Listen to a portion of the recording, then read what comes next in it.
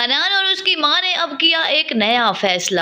اب حنان کے ذہن میں ایک نئی شیطانی چال آئی ہے، کیوں نہ وہ اس سے بھی بھرپور فائدہ اٹھائے۔ پہلے بھی اپنی بہن نمو کی شادی ایک امیر گھرانے میں کروا کر وہ اس بات کے خواب دیکھ رہا تھا کہ اپنے ہونے والے بہنوئی کے ساتھ وہ باہر کے ملکوں میں جا کر عیاشی کرے گا، لیکن اس کے ارمانوں پر پانی پھر گیا۔ بلکہ یہی نہیں، نمو کے سسرال والے سب کچھ لے اڑے۔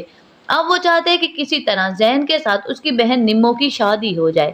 جب سے اس نے سنا ہے کہ زین کی 2 لاکھ سیلری ہے، اس کے علاوہ اگلے چند ہی دن کے بعد اس کی سیلری میں اضافہ بھی ہو جائے گا، تو حنان کی رال ٹپک پڑتی ہے، کیوں نہ وہ اس موقع سے پورا فائدہ اٹھایا ہے۔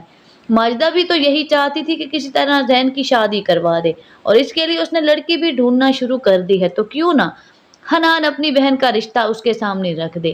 اور پھر یہی وہ وقت ہوتا ہے جب حنان اپنی ماں اور بہن سے جا کر اس بارے میں بات کرتا ہے۔ نمو صاف انکار کر دیتی ہے، نہیں بھائی، اب میں کسی مرد پر بھروسہ نہیں کروں گی، میری زندگی برباد ہو گئی، میں یہیں پر خوش ہوں۔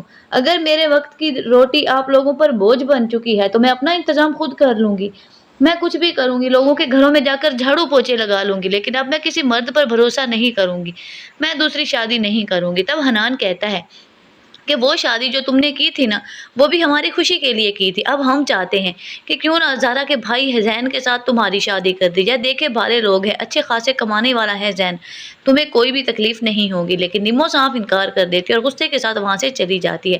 حنان اپنی ماں سے کہتا ہے کہ امی سمجھائیں نمو کو، اس کا دماغ خراب ہو گیا، اتنا اچھا رشتہ گھر بیٹھے بٹھائے مل رہا ہے، لیکن نمو انکار کر رہی ہے۔